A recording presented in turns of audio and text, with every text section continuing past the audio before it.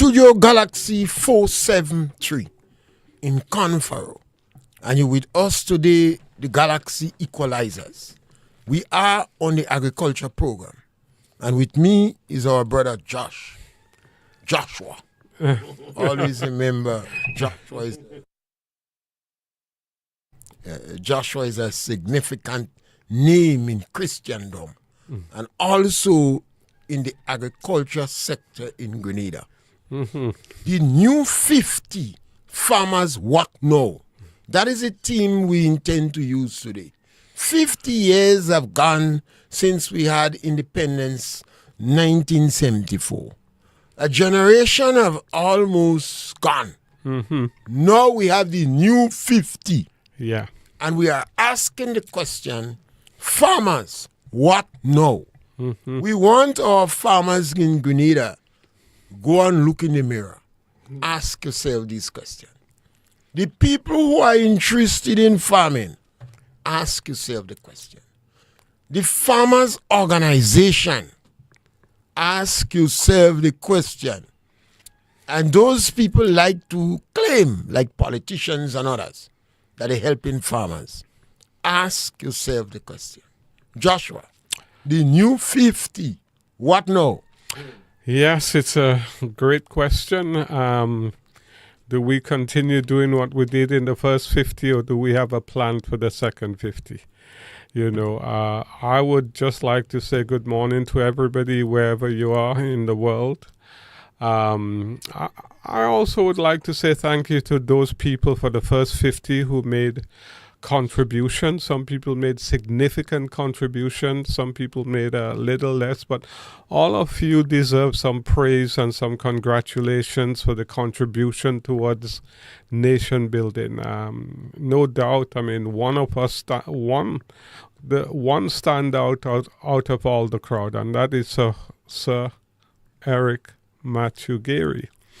So he's the father of independence. So give him his kudos. He did what he did. It wasn't easy, but and the 50 years hasn't been easy.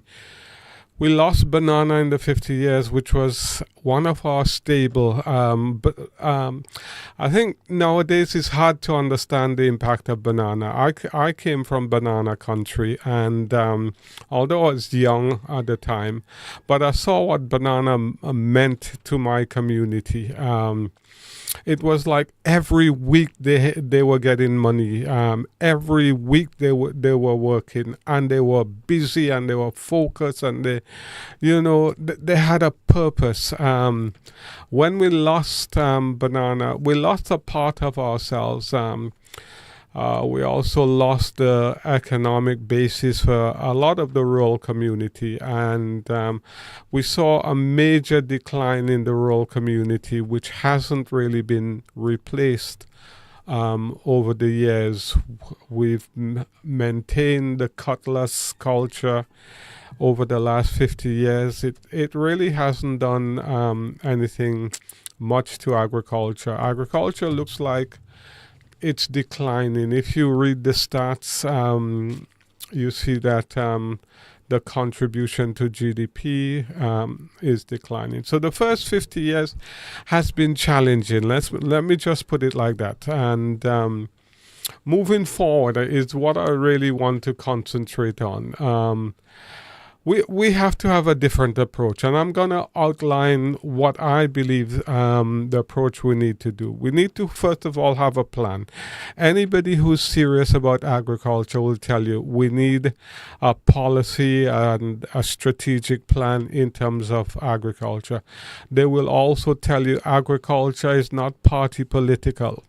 agriculture is one of these areas where it has to have everybody involved. All the parties has to be involved in terms of agriculture, because you need to plan agriculture sometimes over 100 years. Some of the trees that we planted, it'll take them 100 years to fully mature. Some of the crops that we are planting might take 5, 7, 10 years to mature. So agriculture cannot be something that we score in party political points on. It has to be something that where we can show the nation as leaders and policymakers, we can come together for the betterment of the country and plan and organize. And how we plan and how we organize involves all of us. Obviously, I have some thoughts myself because I'm involved in agriculture. I'm not an agriculturalist, but I have a great interest in agriculture. And as we go forward, those of you listening, it's an opportunity for you to share your views as well. You never know who's listening. So as we move forward, I will share more and more of my thoughts in terms of what now for the second 50 years. The second 50 years, I'm convinced we have to go into mechanization and we have to go into joint. Just before we go in mechanization, we have to inform our listening public that today we have a slight change in number. The number to call is 410 30 410 30.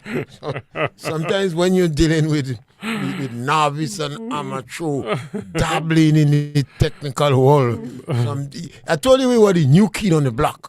So you have to have some patience with us.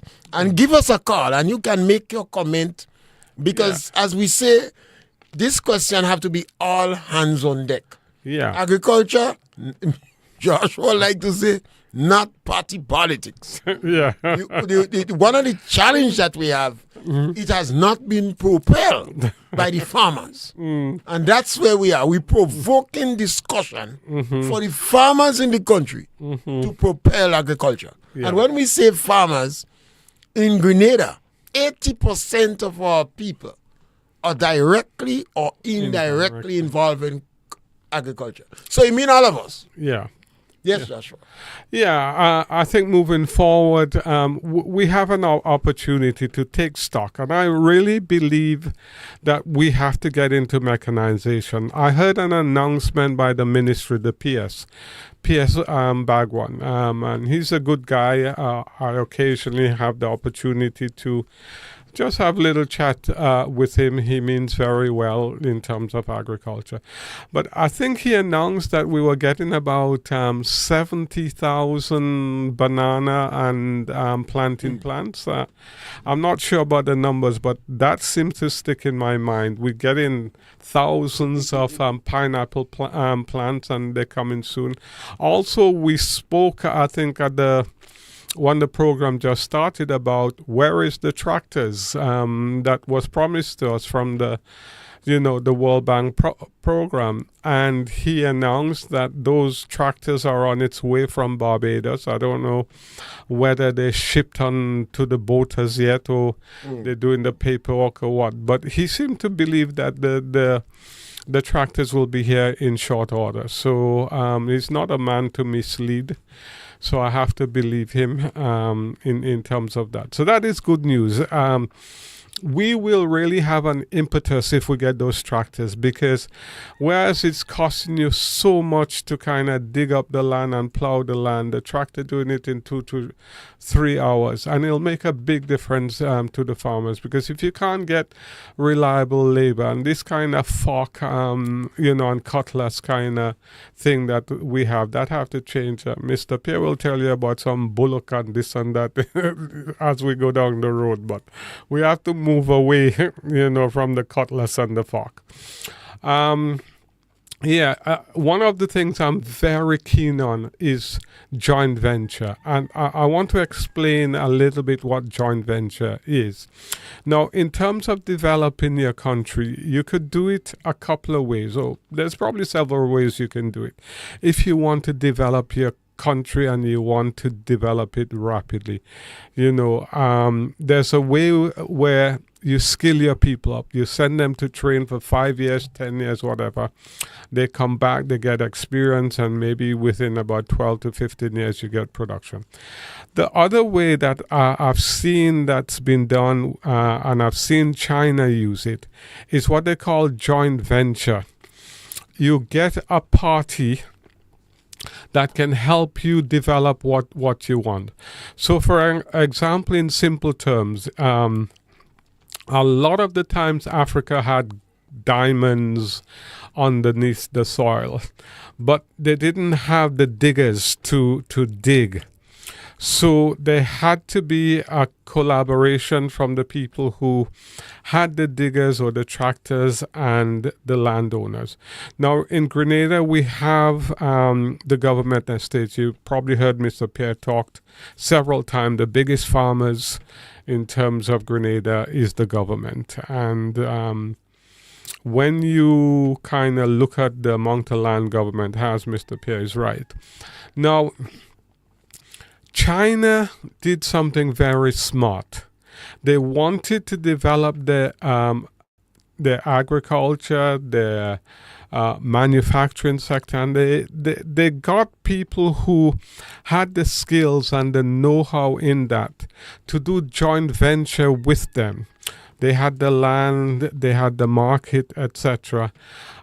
So they brought in these people who were getting something from the joint venture. They either owned 40% of the company and were making good money. At the same time, China as a nation, the people were learning new skills and they were developing, the country were developing, goods were being produced in China. Now, what I'm suggesting in terms of joint venture, which is often used in manufacturing, like if you want to do a soft drink or you want to do something like liquid eggs or something like that, you get the technical know-how. You could get it from France, who are very good at liquid egg, and then you put up the land and you put up the labor, and they will bring in the skilled labor and they will teach your labor force as well as the universities how to take over the factory in maybe 5-7 years time, so you could run it yourself. And you start developing your people, you start skilling them up,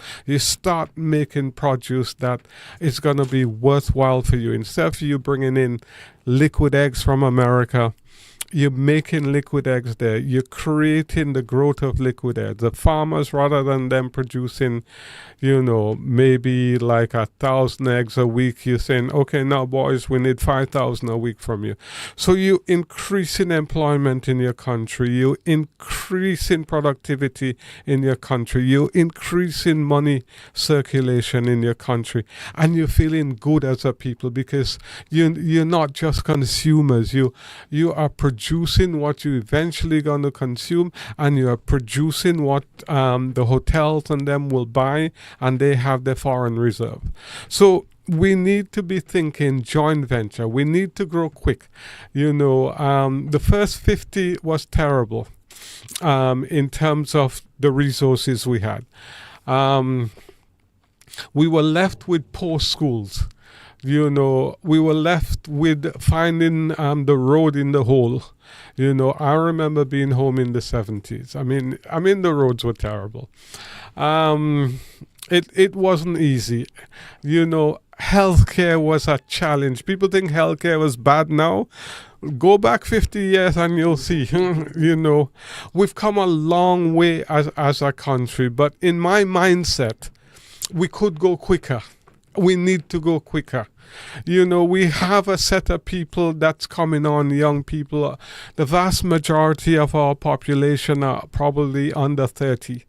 Now, what happened to us in the 50s and the 60s and a little bit of the 70s is that we had mass exodus of our people looking for a better future, looking for a brighter future, want their children to do better, and wherever they could go, they go. They sneak onto the boat. Some went legally. They gone America. They gone England. They gone Canada. We lost a lot of our brain power, and we can't keep repeating that. We need to put something on the ground in Grenada that will keep our best and brightest at home. Yeah, it's okay to go and do a little job for maybe 2 or 3 years and get, but this is our home. This is where we have to build, and we have to change our thinking in terms of how we do things. We cannot keep going back to the cutlass, the fork, and the spade. It has to be different. It worries me so much when I see how we live in. We buying a car from Japan or from England for $60,000, 60,000 big dollars gone, and then we selling a pound of cocoa for $3 a pound, if that. Because I was telling somebody $3 now that they said it's $2.50. I said no. Somebody tell me they bring it up to $3, so I don't know the price. And I'm thinking, that don't make sense. We living in a colonial economic system, and we just following it. We're not powerless. We're not useless. We can think. God gave all of us this brain, whether you're in England, America, Bahamas, wherever. We have the brain, and that is the real gift that human beings have. We can use our brains to change our setup in life, and make it better. We don't have to kind of be, keep exporting low value goods and importing high value goods. Straight away, we can't have a government that can help us, because the first thing government has to do when they come to power, based on the little research I know, is this: they have to decide, how are we going to pay our debt? How are we going to pay the interest on our debt? Because sometimes for countries like ours, our debt goes up to 90% of what we produce. When you have to use 90% of your income just to pay debt, how are we going to develop a hospital? How are we going to develop school? How are we going to develop road? Yet alone sending our people to train here, there, and everywhere, which we want to do.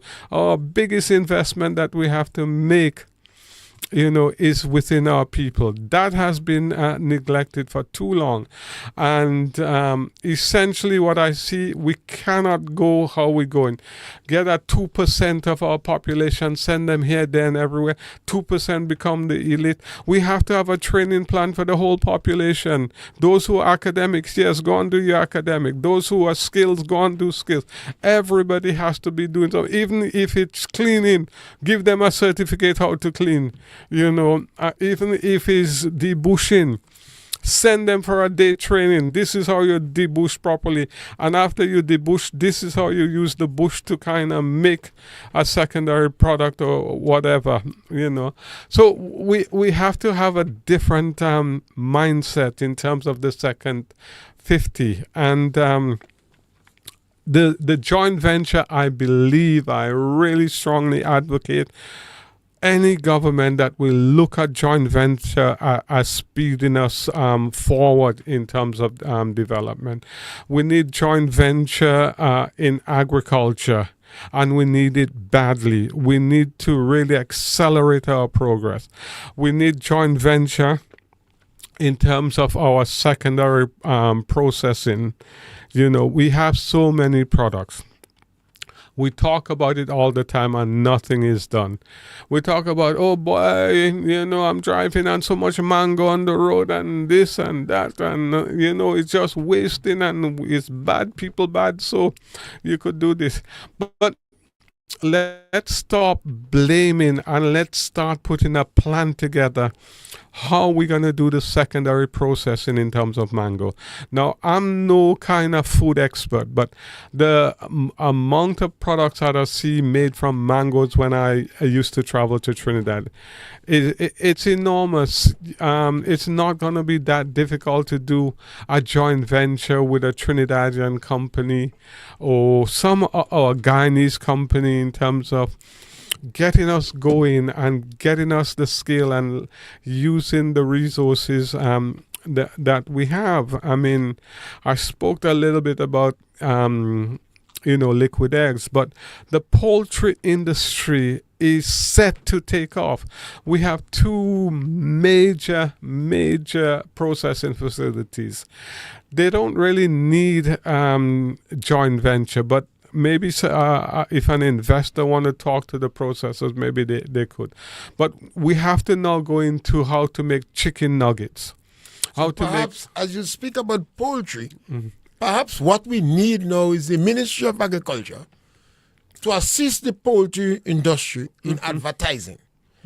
Eat more eggs. It's good for your brain. It's good for your health. Eat more eggs. Yeah, we are not consuming enough eggs. Yeah, and that's true. And once we could practically increase the consumption of the eggs that we have by 100% tomorrow. Yeah, we could. And it means if we increase it by 100%, the people who producing will be glad. Yeah. And who producing the eggs? Grenadian. Yes. Eat more eggs. Yeah. And the thing about the poultry industry, which is a little fragmented at the moment, because we have the major components now. I used to be accused all the time, oh, Joshua, you're going to produce the chickens. If we change the regulations, and there's not enough chicken coming in, people are going to be hungry and this and that. But we have the facilities on Ireland now. What I would like to see, and I really think it's a great investment. I've read the research on this being done in India. I would really like to see government consider assistance to the poultry farmers in terms of their poultry pens. We have the processing facilities. About 60 million has been spent on those facilities. Now, the farmers now, the small farmers in terms of poverty alleviation, poverty reduction projects. Most of the farmers, if they could do 3,000 broilers, they could make a living and look after their family with that. But I think what we should be aiming at is encouraging farmers to do, 5,000 birds, and we should be assisting them with a grant to build their pens. A percentage might be 90%, and then putting some money aside for them to borrow the 10% from the GDP or whoever. And Mr. Pierre, don't start on GDP. So we want a system whereby, yes, we've got the processing facilities. Now we're going to get the benefits for the wider Grenadian population, because poultry is done throughout the island. It's done in St. George's, it's done in St. Patrick's, it's everywhere. So it will have a bigger, wider economic impact on our society. So I strongly encourage in the next budget, just the same way as the policy looked at a 40% market share for home producers here, and that brought in the investors, and they came and with their own money and they borrowed some, and we have 2 state-of-the-art processing facilities plus a hatchery in Grenada now. Now the next piece of the puzzle is the little man, the little farmer with their 3,000, 5,000 chicken. Help them to have a modern pen whereby they can pay back for the pen, because the way they'll pay back for the pen is this: they don't even have to grow chicken in the pen. What they have to do is to put the solar panels on the roof of the pens, and that will go back to Grenlec, and they will be paid for that. I know Grenlec don't give them the best deal in the world, but it's better than nothing. So with the transformation in terms of more the green energy, if we could have that integrated approach towards our poultry industry, I guarantee you within 2 years we will be the envy of the OECS, because as much as we appear to be lagging behind CARICOM, but when it comes to the OECS, others in the OECS are even worse off than us. We've shown the political will to kind of move that industry forward. Let's be brave and finish the job. Let's get the whole integrated process in place. Let's finish the negotiation with Caribbean Agro. Let them live up to the agreement. Let's not have any big fight with anybody. Let's encourage Caribbean Agro that, we have a chance in Grenada to show how good Caribbean Agro could be. So do good rather than kind of just. Let me read that message from the so Craig. This one is from Craig. Yeah. We need the Ministry of Agriculture to engage in ACCT managers. Mm-hmm. What is ACCT? ACCT managers to work with the private sector to drive the industry growth and development, generating an ROI and profitable for the farmers' growth and development. Now, whether we like it or not, the Ministry of Agriculture, you have to wake up on your blessed assurance. Oh, God. And I believe in shock therapy. So I'm calling on the opposition, the leader of the NNP. That is Emlyn Pierre. The best way for the Ministry of Agriculture to wake up is for you to go and have a meeting with the people involved in the source-up traders. Call the source-up traders to a meeting with you. They have been trying for the last 2.5 years, and the government has not met with them. Then go to the people who are exporting fish and have a meeting with them. You have a market for fish. You have a market for source-up. But you have a government that does sense. So you in the opposition, you just come, Emlyn Pierre as the leader of the opposition. Go and have a meeting with the people involved in fish. Find out what is the challenge, what is the problem. The biggest problem in fish is they have the market, but the quality is not so good, and they have a problem with transportation outside. They're going to tell you, go and meet the source of growers, not the growers, the exporters. Maybe about 10 or 12 of them. Call them and have a meeting. What is all your problem? What is the solution? Some of them have solution. They have been trying 2.5 years. The government has not come. If you go quick, the government will come. And if you don't go, the government going to go. Yeah. So I believe in shock therapy. Yeah. In the new 50, we must have action. Cocoa going to be with us. Cocoa is a romantic crop. Mm-hmm. And people in the world getting richer. We have more millionaires today than any other time in our history. Yeah, and China is waiting for the cocoa. And when we get rich, we get romantic. Yeah. And when we get romantic, we use cocoa. Yeah. So cocoa is here to stay. Mm-hmm. So we need to see how we could make more money from cocoa. Mm-hmm. Nutmeg ain't going nowhere. Yeah. It has been with us for the last 50. We were second producer in the world. Mm-hmm. We was the most organized exporter in the world. Mm-hmm. Now we are about 7, 8, 9, and 10. Yeah, we really don't. So we're going back. Or perhaps we don't go back, but some people come forward. Mm-hmm. Mm-hmm. So that crop likely to stay with us in the next 50 years. Mm-hmm. We also have the possibility to be a giant where beekeeping and honey is produced. Ooh. We have shrimp, not shrimp. No, well, we want shrimp.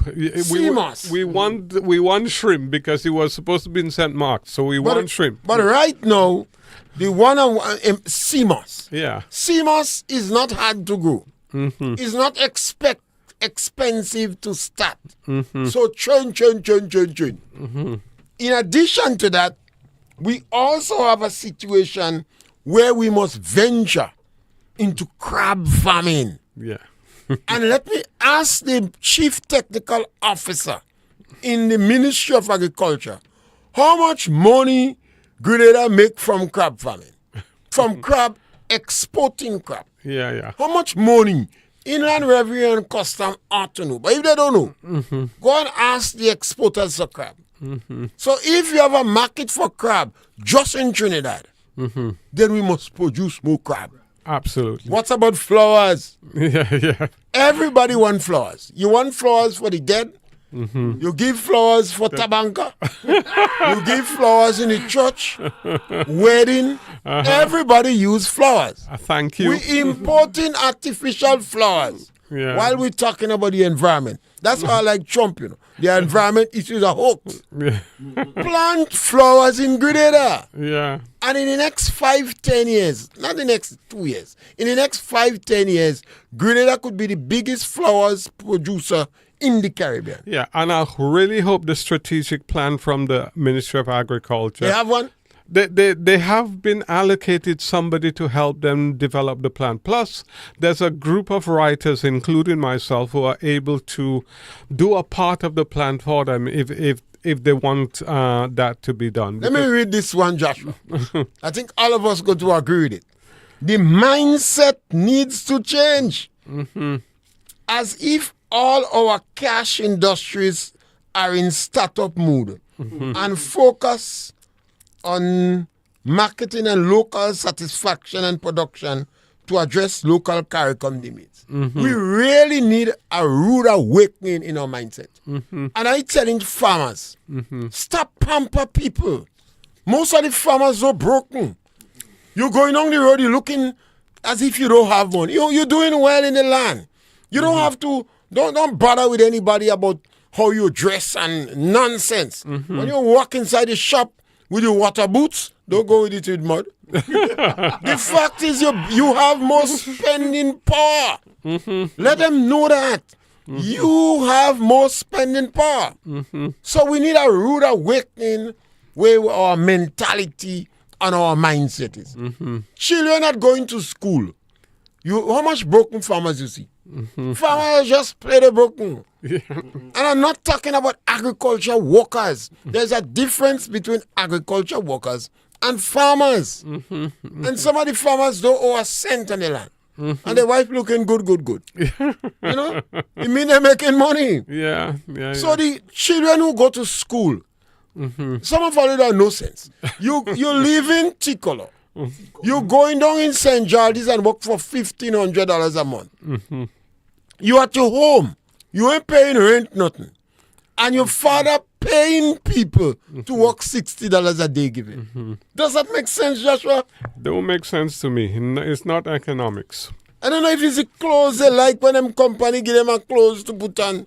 $1,500 you working for a tongue. Yeah. But somebody working 3 hours a day on your parents' farm for $60 a day. Yeah. And I think when I listen to you talking like that, I'm reminded of BJ, because BJ, who's been on the program a couple of times, I mean, he will say to you, boss, if we're going to do, 50,000 tons of planting, let's identify where it's going to go. Let's identify the farmers. Let's identify the input. Let's identify the total cost. Let us find out how much sweet potato we need for ourselves. So we need 100,000 tons for ourselves. Let's aim for 130,000 tons so we could start exporting 30,000 tons. And we have to take a more scientific... BJ shout, you get tired, he say, you go there and bat. But what we need is mentality change. Yeah. How come we have all these people going to school to learn agriculture? And when they come out, they don't have agriculture sense. Yeah. You have people come out from university with bachelor's, master's degree. And they're still telling you agriculture can make money. We have Look at some of the big farmers that come out from St. Andrews. Hermitage, Brush Grove, Paraclete, Munich, the farmers. Yeah, but these places and them, they're looking as though they're semi-abandoned these days, Mr. Pierre. All the children go away, what you expect? They're in New York, walking dog, doing security work and seeing after the elderly. Oh, Lord. What they do in New York? They left the land here because we cried on Grenada so much. And they traveled for greener pastures. Yeah. And shock therapy take them there, Culture shock. Because some of them end up, they're ashamed to come back. They're walking dogs. They're working in supermarkets. Some of them have unofficial maids and butler in Grenada. You know. Yeah, but some of them have done very well. Some of them have done very well, and some of them stay in an apartment building. And we have another message. we read. More actionable collaboration led by the Ministry of Agriculture. It's supported on the front lines by farmers. Well, people have been constantly calling for the Ministry of Agriculture to wake up. Mm-hmm. The Ministry of Agriculture is asleep, and it's sad. This government, prior to, as soon as they come in office, this was a strong supporter of agriculture, this government. Yeah, let me point out. Okay. They had advisory lead. Uh-huh. I think about 10 or 12% an advisory lead to the Minister of Agriculture. So that advisory lead should have come up with a white paper. Yes. Yellow or green paper. Yeah, white. White paper. So you hear constantly people asking for more action by the Ministry of Agriculture. And I constantly say the Ministry of Agriculture is the biggest farmer. Yeah. When they bring in the 70,000 banana plant, they plant it in Granba Estate away. We need leadership from the leaders. The last comment. Yeah. That is by encourage youths. Encourage youth participation, provide scholarship, vocational training, and business support for young people. This can help attribute their talent to the agriculture sector. Well, I always say to people, young people, if you don't want to go in agriculture, don't waste time with agriculture in school. Because we have too much of people coming up from school with A in agriculture that is not interested in agriculture. Mm-hmm. And if you have to determine whether you're a farmer or you want to do farming or you're an agriculture worker. Mm-hmm. Some of the people who come out from school, some of them have access to land because Grenada have the most landowners. Grenada have the most landowners in the region. Yeah. It's a fact. Yeah, so it means that a lot of children in school, the parents have a piece of land. Yeah. But the agriculture they learn in school is not to make money. Because the child in school already perhaps should be selling scythe or time while in school. The parents perhaps have that child cutting, doing they have a big word for it now. But they mean cleaning around your yard with landscaping. The landscaping. And let the child do the landscaping. And the father who producing cucumbers, should the daughter that doing food and nutrition should learn how to pickle the cucumber. I want to learn that as well, Mr. Rather Pierre. than the mother go and buy cucumber. Yeah, I want to learn how and the to father pickle. can. Yeah. And she should learn how to make yam pie. Yeah. Yeah. Okay. Come on. We have to be more practical. I gotta go on YouTube and see how to Let pickle. me finish. They say yes, youths need to see the reward. Yes, farming make money. Yes, it does. When you're a farmer, you can broke, you can hungry. Yeah. If you drink too much rum last night and you realize you're broke, you spend the rest of the week in your land harvesting. Yeah, and recovering. Come on. Mr. Pierre, one of the things that I have to strongly agree with the contributor about, I believe we should have about 60 scholarship for agricultural students in the range of... You're banning them for 20 years? Yeah. When I train you, I put you on a ban for 20 years. Yeah, about banning you? About 60 of them. Good scholarships. But I say, go in America, Trump taking all. When Trump finish, get rid of all those who go illegally. Yeah. Trump saying, we want 2 million carpenters. We want 2 million agricultors. You must have certificate. Yeah. They're taking all. They're taking all of them. So what we have to do, if we train you, we put you on a ban for 20 years. Otherwise, we blacklist you. We call you traitor. Yeah, but we need to do that investment, as the contributor said, Guys, when we in finish agriculture. train, England take it, all them girls who train, they say we turn you into nurse. Yeah. So we have to counteract that as well. By putting them on a bond for 20 years. 20 might be too long. What? I want to say 25, you're saying 20. And during the 20 years, I give them a little training again to top it up again. Yeah. So when you come out and do your diploma course in agriculture, 20 years. Yeah. By that time you spend 5 years, you go and do your bachelor's course. I update it back 20. You go and do your master's and no PhD. And not investing in PhD. Okay. All right. So we do need to invest in our young people, the scholarship contributor, and that should make a difference to us. But if we're going to invest in them, it has to be practical, as Mr. Pierce said. There has to be result at the end of the day. It cannot just be paper kind of production in terms of I have a certificate, I have 2, I have 3. There must be some evidence based for all this training. we have one among the bright dons people in Grenada. You know, it is amazing. The amount of people that flashing the certificate, speaking English better than Paul Schoon, and they're unproductive. They lack the ability to practicalize a certification. Yeah. Now, if you have people with master's degree and bachelor's degree, I must see you farm.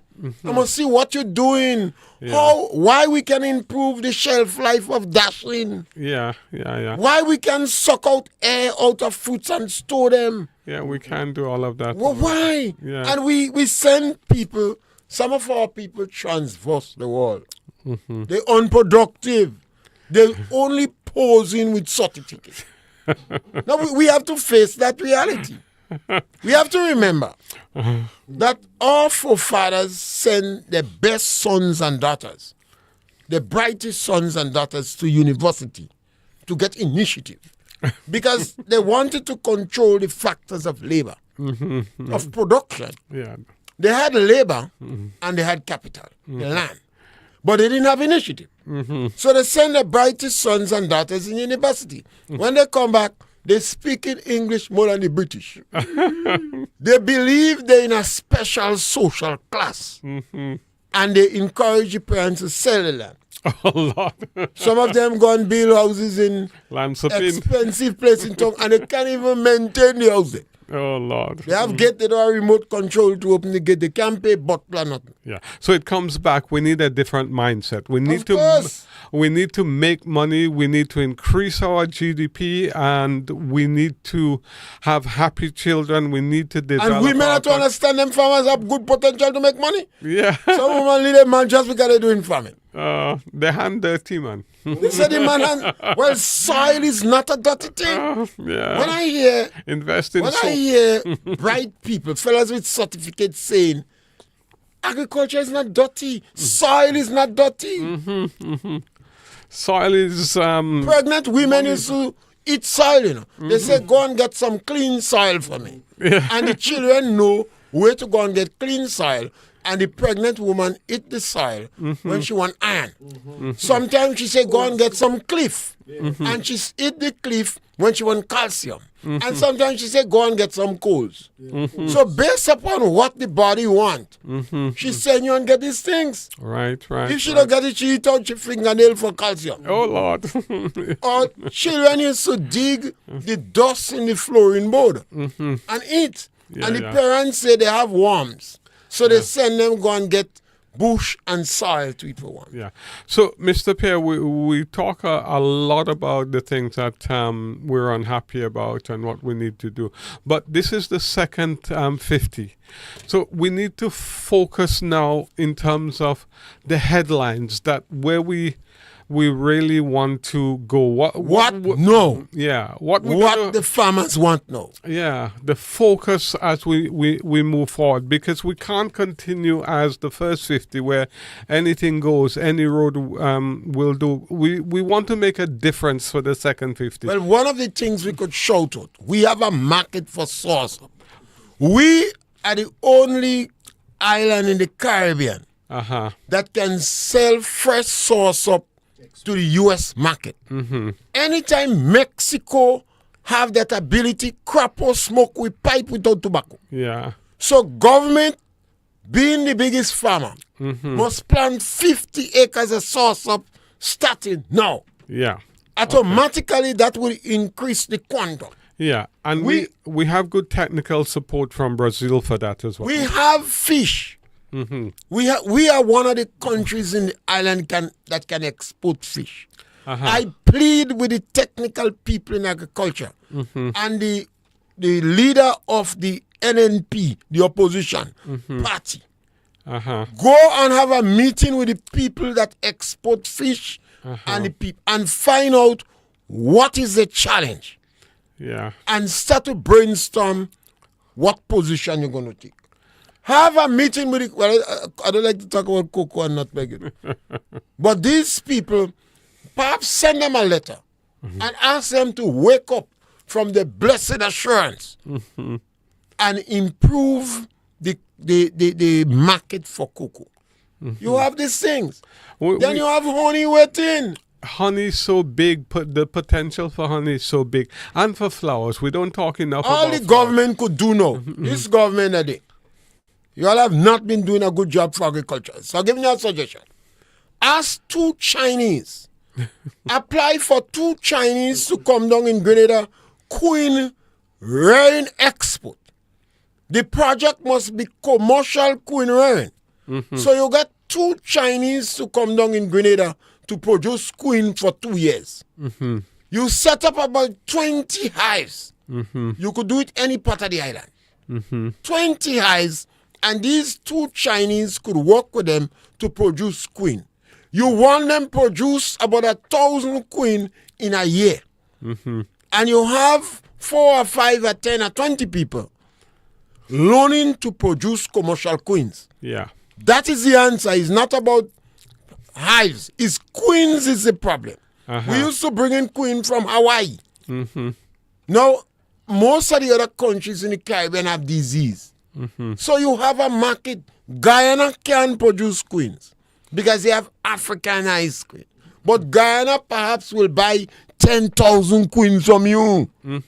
Trinidad farmers will buy 10,000 queens from you. United States, Venezuela, South America. Yeah. So we in the Caribbean supposed to be the mecca of queen production. Yeah, Flowers, Joshua. Not yet. Flowers. But the queen, there's a project. I talked to somebody who's involved in bees ever so, and they tell me there's a project in Dominica, a training project for that same queen bee production that they... In the next 10 years, you're hearing the same project in Dominica. Oh, God. The island, the ministries of agriculture in the islands does not push queen rearing. Yeah. The university does not push it. But I think this is the Association of Beekeepers who are doing it in terms of CARICOM. God help us. Yeah, so... we must get some funding. Yeah, they did some testing in terms of... different conditions and whatnot. And apparently Dominica, the conditions are very good in terms of queen rearing. They don't have any of the pathogens that really affect them. Yes, and one gentleman said funds need to reach end users more quickly, operating agreements in place to measure the agreed success of farmers, remaining in good standing. And I lost that one with continuity with the professional. I want to say to a lot of people, they have to read the book How the Other Half Dies. You see, sometimes we attract funding, and that's why I don't put much emphasis on funding. We attract funding, but by the time the end user get it, 90% of the funding done. Yeah. And if you are not aggressive in your objective, yeah, that's why I have simple objective. Yeah. Produce queens. Yeah, and I agree. Simple. And I've been learning about bees, and what you're saying is right. And bees apparently underpin agriculture, if people don't know, and can increase your production by 30 to 50% in terms of the pollination process. So we need to kind of produce more queen bees. we really have to get that industry going. Not only Joshua, what's up with the flowers industry? oh yeah, If we push flowers, be glad to it. yeah. You push cucumbers, be glad. Yeah, you push switchers. yeah, What's about the flowers industry? Yeah, I mean the flowers industry. I think I could safely say all of us involved in terms of that need to be sent to prison, because what we're doing. I prefer to give them 6 strokes. 6 strokes. I don't like the prisoner talk. Yeah, what we're doing is unconscionable. There is something wrong with that mentality we're practicing every year. We win at Chelsea Flower Show. Big, it's on the news for, a week or so. Canal. Yeah, it's on the news, and Grenada win again. And there's nothing in Grenada to demonstrate that this is a world-leading country when it comes to flower production, exotic, special flowers, and I don't know how the flower industry is organized, but This is $1 billion industry. No? yes. That's why I say, when an individual tell me he's an expert in agriculture, so I just turn my head, I said, let's go and drink our man. Because what you doing with that certification, how do you practicalize it? Yeah. Eric Williams in Trinidad, he say, when we get independence, the British suck us dry like an orange. But they give us independence and they promise not to mash up the skin. That is where we start. We have a university of the West Indies. And your university supposed to be your brightest sons and daughters, almost like a think tank. Yeah. And what we say in here, they know that. So they know the flowers industry is $1 billion industry. All Grenadians like flowers. All women don't like flowers so much. Because where romance is concerned, so now the woman rather something else. Well, you have to culture your girls to like flowers. Yeah. Move them away from that phone credit. This phone credit and this I don't know the name of it, and don't tell me the meat they just eat and get fat. Move them from it. I see a man going on with and he come out away, He put flowers in a black plastic. So I said, what you have in this black plastic? He's going to give a girl a bouquet of flowers, but he don't want to work with it. He says sometimes she planted behind him. Well, so we have to not. culture our women to accept flowers. The flowers industry is $1 billion industry. Yeah. No country in the Caribbean, none, not Guyana, not Jamaica, not Grenada, is pushing flowers. And instead of the people who like to talk about the environment, and they are hoax, they buying one amount of artificial flowers. So how you could be making so much noise about the environment and you're buying plastic for flowers? Yeah. You don't see some people start to put the plastic in the tomb. Yeah. Yeah, when you have plastic and you build a tomb, they put the plastic in the tomb for the dead man, and then they over the tomb in the grave, and they put the local flowers outside. Oh gosh, I don't know. Some family members, they don't like their people so much. When they give them some plastic flowers, they say that could last for about 25 years. Yeah. They ain't going back. Yeah, it reminds me of the man who said when he died, he wanted all his money to be buried with him. Give him a check. Yeah. So the wife, the wife collected all his money, and a friend asked her, "What did you follow your husband wish?" She said, "Of course I did. I took all the money he had and I put it in my account, and I wrote him a check. I put it in the coffin." You see, we have to get our Ministry of Agriculture and our people who like to go and talk about agriculture to zero in, to be surgical. You're not the United States of America, and you're not Ukraine. You don't have massive land, economy and scale. You have to be surgical. You have 4 crops that you're exporting on the international market. You're better than most countries in the Caribbean. So try to minimize the challenges that you have there. You have honey. I tell you, I always encourage policemen to involve in beekeeping. You know, policemen, because that's one of the agriculture activities you could participate in, and 12 years after you could go back and take out honey in store and sell it for $100 a bottle. But that is important. People say policemen really like honey, so you have to be careful. And then because of a policeman is like a contact sport involving, you know. So you need to the beekeeping serves as therapy. Okay. You know, imagine after the rainbow, the carnival season, etc. And then the policeman go home to his wife and he asks her something and she giving him chat. Next thing they call him policeman. So beekeeping, you never see a rowdy good beekeeper. Right. So this thing helped the policeman. It's almost therapeutic. And here we have another contributor. We need more producers stepping up to demonstrate their viability and reason for the government to embrace the emerging industries breaking out bondage. Honey good for healing bruises from, I can't make out what he had, but he said honey. Honey, 80% of in yesteryear, in ancient time, honey was used for almost 80% of the medication and etc. So in Grenada, we use honey as medicine, not as a sugar. You know? So the market is there. So we have to say that to the government. Yeah. And not only to the government, because we say any country where 80% of your people are directly or indirectly involved in agriculture, those countries are. And this is where we have an opportunity with the second 50.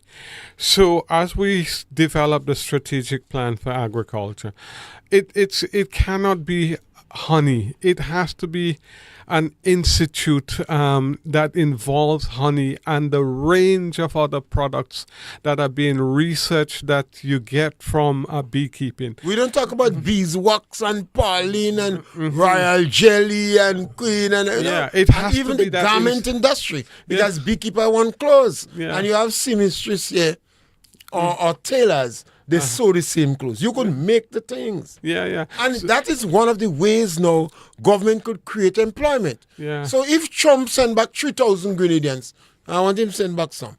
Our population here too small. And we're not making enough children. So we either bring in some Venezuelans, a Haitian, a Trump send them back. Grenada will accept. So we have to have a different approach in terms of how we do these things. It cannot be just, bees and collect some honey. We have to have an institute for all of those things where we have one or two researchers who is researching and developing the range of products that you get from that industry. And if the farmer wants to go and learn, they could do like a 2-day, 3-day course, etc. But we have to have a different approach to these things. Yes, and with a different approach, we only have 2 minutes more. That is what happens when we provoke discussion. We don't have answers on this program. And when we're speaking about 50 years, you hear me call Emlyn Pierre and we call NDC and the minister. We're not really speaking about value because it's 50 years. Probably in the next 50 years, all of value dead already. And Grenada had the same problem. What we want to do is to change the mentality. To get people to understand we could do joint venture, to work with organization, to lobby on behalf of agriculture, to tell the University of the West Indies you play in the RAS. John Compton challenged them. Forbes Bonham. The university have not been producing people that want to practicalize the certification. And remember to subscribe to the program. Help us grow. Joshua. And moving forward, Senator, we really need a farmers organization. If you can assist in terms of creating the Farmers Association with farmers and say the ministry get some seed funding, but you cannot be effective as a farmers group if you don't have an organization. So, Senator, this is something that you could lead on. Thank you all. Thank you, everybody.